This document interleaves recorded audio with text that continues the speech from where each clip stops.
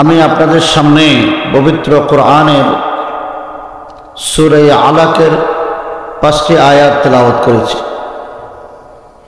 যেহেতু এই মাদ্রাসাটি একটি শিক্ষা প্রতিষ্ঠান, আল্লাহ রাব্বুল আলামিন এই দুনিয়াতে জ্ঞান বিজ্ঞান আমরা যা দেখি, যা শিখি, যা পড়ি, সবগুলোর জন্যে আজ থেকে ১৫০০ বছর আগে আল্লাহ রাব্বুল আলামিন পবিত্র কোরআন নাজিল করেছেন।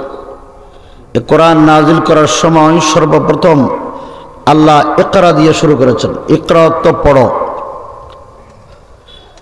আল্লাহ ইকরা দিয়ে শুরু করলেন কেন? আমরা যারা এখানে উপস্থিত হয়েছে, আমরা তো একসময় ছোট ছিলাম। আমাদের ছোট শিশু ছেলে মেয়েরা আছে না নাই? তাদেরকে আমরা সর্বপ্রথম কি বলি? বাবা পড়ো বলি কিনা? আল্লাহ রাব্বুল আলামিন আমাদের প্রিয় নবী সৈয়দুল আম্বিয়া সাল্লাল্লাহু আলাইহি ওয়াসাল্লামকে সর্বপ্রথম জ্ঞানের, বিজ্ঞানের, আধুনিক প্রযুক্তির সমস্ত জ্ঞান দিয়ে শুরু করেছেন। হে নবী, আপনি পড়ুন। ইকরা। পড়া আগে না লেখা আগে? বলেন না, লেখা আগে না পড়া আগে? তো আল্লাহ কি দিয়ে শুরু করলেন?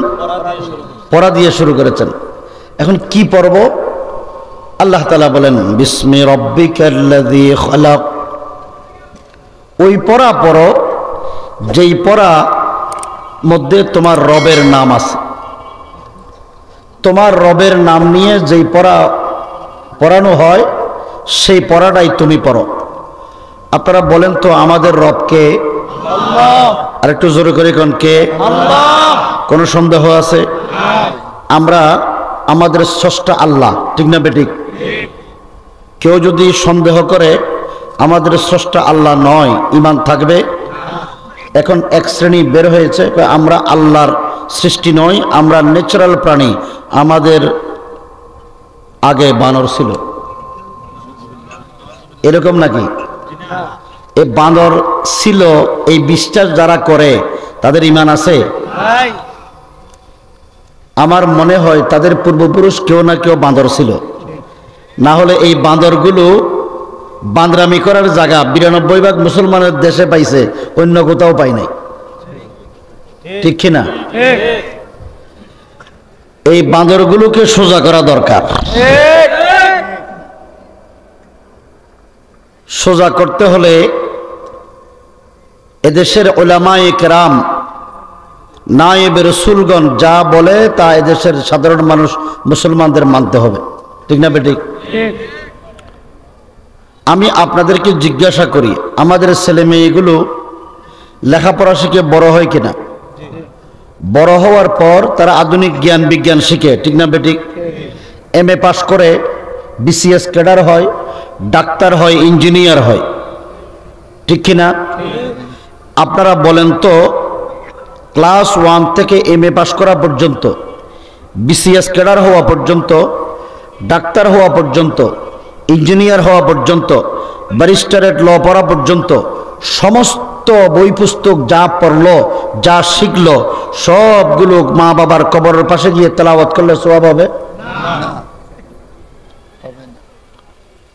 তো আমরা তো যেই বিদ্যা অর্জন করার কারণে আমি আপনি আমার ছেলে মেয়েকে লেখাপড়া শিখিয়ে বড় করলাম, সমাজে দামি মানুষ বানাইলাম, সমাজে যাদেরকে নিয়ে গর্বিত পিতামাতা হওয়ার আমরা সৌভাগ্য অর্জন করলাম, ওই গর্বিত সন্তানগুলো লেখাপড়া শিখে মানুষ হইল, কিন্তু দুনিয়া থেকে আমি মা বাবা বিদায় নেওয়ার পর আমার সন্তান আমার কবরের পাশে গিয়ে এই কিতাবগুলো, এই জ্ঞান বিজ্ঞানগুলো পড়ার পরে আমার জন্য কোনো ফায়দা হলো না। এটা আসল জ্ঞান? আরেকটু বোঝার জন্য বলি, আমাদের ছেলে মেয়ে বর্তমান এই প্রজন্মের আধুনিক জ্ঞান বিজ্ঞান শিখে যারা লেখাপড়া শিখে তারা বড় হয় কিনা? বাংলাদেশে সরকারি কর্মকর্তা কর্মচারী হওয়ার জন্যে তাদের লেখাপড়া শিখা লাগে। MA পাস করা ছাড়া ফার্স্ট ক্লাস অফিসার হওয়া যায় না। SSC পাস করে আগের জমানায় কিছু চাকরি বাকরি চতুর্থ শ্রেণীর কর্মচারী হইতে পারলেও বর্তমানে সেটার সুযোগ নাই। আপনারা বলেন তো, এদেশের স্কুল কলেজ ইউনিভার্সিটিগুলো রাষ্ট্রীয় ব্যবস্থাপনায় রাষ্ট্রের কোষাগার থেকে বরাদ্দকৃত পয়সা দিয়ে স্কুল কলেজ ইউনিভার্সিটি পরিচালিত হয়, ঠিক না বেঠিক?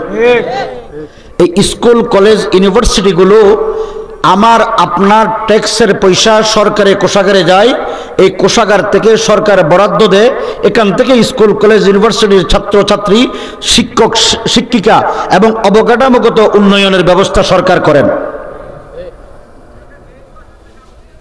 আমি ছাত্রছাত্রীরা লেখাপড়া শিখে মানুষ হওয়ার পর তারা যখন সরকারি অফিসার হয় বেতন পায়নি, বলেন না বেতন পায়নি, 2 ঈদে বোনাস পায়নি।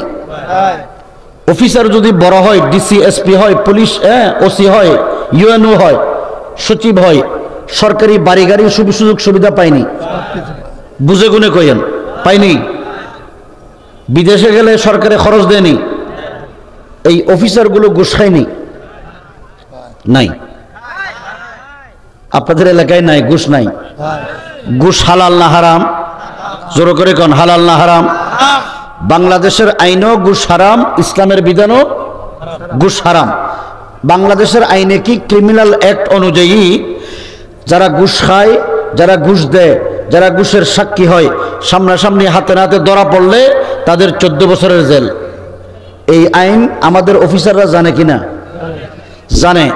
আমাদের নবী সৈয়দুল আম্বিয়া সাল্লাল্লাহু আলাইহি ওয়াসাল্লাম আজ থেকে 1400 বছর আগে ঘুষকে আল্লাহর নবী হারাম করেছেন। قال النبي عليه الصلاة والسلام لعن الله الراشي والمرتشي والرائش।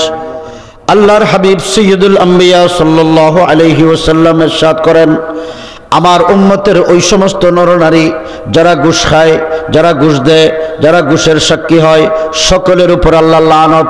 কার লানত? বুঝছেন তো? কার লানত? বিচারটা আপনারা করেন। যেই সমস্ত কর্মকর্তারা ঘুষের মতো একটা হারাম কাজে লিপ্ত, এই হারামের কারণে 24 ঘন্টা আল্লাহ পাকের লানত বর্ষিত হয়।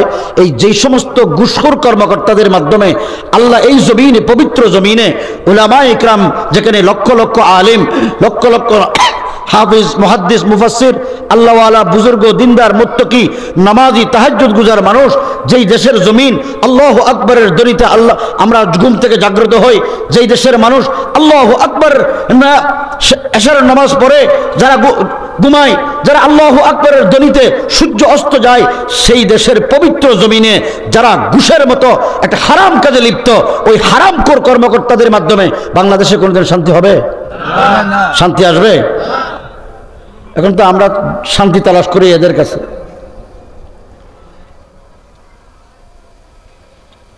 কয়েকদিন আগে তো করোনা গেছে, বেশি দেরি হয়েছে না?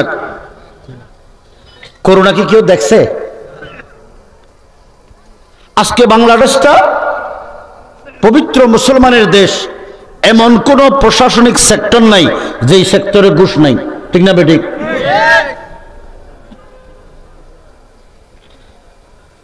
এরা ঘুষ খায় কেন? আমাদের এই উপমহাদেশে একজন বড় দার্শনিক আলেম ছিলেন, খতিব আজম হযরত মাওলানা সিদ্দিক আহমদ রহমতুল্লাহ আলাইহি। কেন ঘুষ খায় এর ব্যাখ্যা করেছেন। আমরা মানুষ না অন্য প্রাণী? বলেন, আমরা মানুষ না অন্য প্রাণী? মানুষ কাকে বলে? আল্লাহ পাক আমাদেরকে একটা শরীর দিয়েছেন, শরীরের ভিতরে একটা রূহ দান করেছেন। যেই ব্যক্তির যেই শরীরের ভিতরে রূহ আছে তিনি মানুষ। শরীর থেকে রূহ বের হয়ে গেলে মানুষ না লাশ? লাশের জন্য কোনো হুকুম আহকাম, কোনো বিধিবিধান, আইন কানুন আছে? তাহলে যেই শরীরের ভিতরে রূহ আছে সেই শরীরটাকেই মানুষ বলে। শরীর আর রূহর সমন্বয়ে যিনি দুনিয়াতে সুস্থ আছেন তিনি মানুষ। আর মৌলিক জিনিস দরকার, একটা হলো অন্ন, আরেকটা হলো বস্ত্র, আরেকটা হলো বাসস্থান। দেখবেন আমাদের দেশে এখন নির্বাচন, এই বিগত 50 বছরে, এরপরে আরো যারা আগে যারা সরকার ছিলেন, পৃথিবীতে যত সরকার আছে সবগুলো ক্ষমতায় যাওয়ার একটা স্লোগান দেয়, আমরা যদি নির্বাচিত হই তাহলে এদেশের জনগণের অন্ন, বস্ত্র, বাসস্থানের ব্যবস্থা করব। কথা ঠিক না বেঠিক?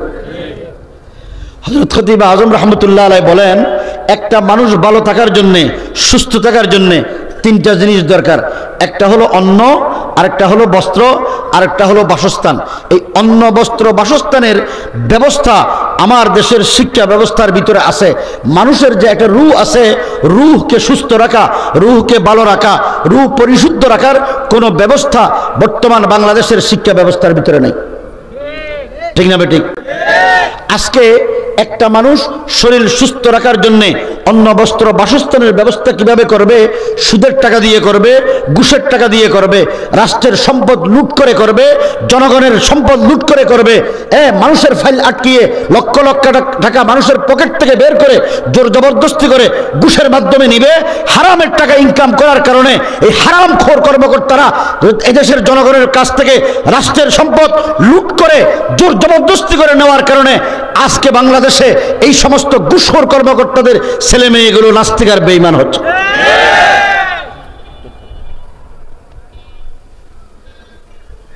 এগুলি বললে তো অনেকে আবার রাগ করবেন, করবে না? আমি আপনাদেরকে বলি, 2013 সালে নাস্তিকদের বিরুদ্ধে আন্দোলন করেছিলাম আমরা, মনে আছে না? আমরা কারো বিরুদ্ধে বলবো না, এই বিষয়গুলো আপনাদেরকে আপনাদের মস্তিষ্কে ঢুকাইতে চাই। আমরা অসংখ্য অগণিত নাস্তিক ব্লগারদের তথ্য কালেকশন করেছি। যেই জিনিসটা আমাদেরকে ব্যতীত করেছে, আহত করেছে, যুবক ভাইয়েরা, মুমিন মুসলমান ভাই ও বন্ধুগণ, রাজনৈতিক নেতৃবৃন্দ, দেশের সর্বস্তরের তৌহিদি জনতার খেদমতে আমরা এই জিনিসগুলো বুঝাইতে চাই। নাস্তিক আর বেঈমান কারা আমরা তালাশ করে দেখেছি। একজন নাস্তিকও কোনো সাধারণ পরিবারের, দিনদার পরিবারের, গরিব পরিবারের সন্তান নাই। এদেশের সমস্ত নাস্তিক আর মুরতাদ, বেঈমান, খোদাদ্রোহী ব্লগাররা হলো সবগুলো সমাজের উচ্চবিত্ত, উচ্চশিক্ষিত সমাজ, রাষ্ট্র যাদের নিয়ন্ত্রণে, এই দেশে নিজেদেরকে যারা সিভিল সোসাইটির মানুষ মনে করে, যারা নিজেদেরকে দামি মানুষ মনে করে, ওই সমস্ত দামি মানুষগুলো, সিভিল সোসাইটির সন্তানগুলো, রাষ্ট্রের উচ্চবিত্ত, উচ্চশিক্ষিত পরিবারের সন্তানগুলো নাস্তিক আর বেঈমান হয়েছে। আমার কাছে ডকুমেন্ট আছে। এই ডকুমেন্টগুলো বর্তমান যিনি প্রধানমন্ত্রী, মাননীয় প্রধানমন্ত্রীর দপ্তরে জমা দেওয়া হয়েছে। তৎকালীন স্বরাষ্ট্রমন্ত্রী, গোয়েন্দা সংস্থার সমস্ত কর্মকর্তাদের দেওয়া হয়েছে। কোন সাধারণ মানুষের সন্তান নাস্তিক হয় নাই। সমস্ত নাস্তিকের বেঈমান। এদেশের বড় বড় সরকারি কর্মকর্তা, এদেশের বড় বড় শিল্পপতি, বড় বড় ব্যক্তিদের সন্তান, যারা নিজেদেরকে দামি মানুষ মনে করে, যারা নিজেদেরকে সমাজের কর্তা মনে করে, যারা এদেশের আলেম ওলামা, দিনদার মানুষদেরকে মানুষ মনে করে না, ওই সমস্ত লোকের সন্তান ছেলে মেয়েরা নাস্তিক আর বেঈমান হয়েছে।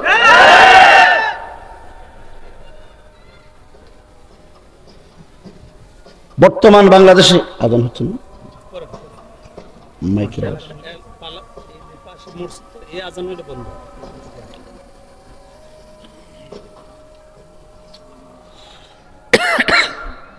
এই জন্য আজকে বেশি দরকার সেটা হলো আমাদের বুনিয়াদী শিক্ষাকে আমাদেরকে মজবুত করা। ঠিক না বেঠিক? বর্তমান যে শিক্ষা কারিকুলাম আমাদের মধ্যে আসছে, আপনারা ফেসবুকে, অনলাইনে দেখছেন, নতুন প্রজন্মকে ধ্বংস করার, এদেশের মুসলমানের ছেলে মেয়েদের অন্তর থেকে ইমানের নূরকে বের করার জন্য যা যা দরকার সবগুলো নাস্তিক আর বেঈমানরা করেছে। ঠিক না বেঠিক?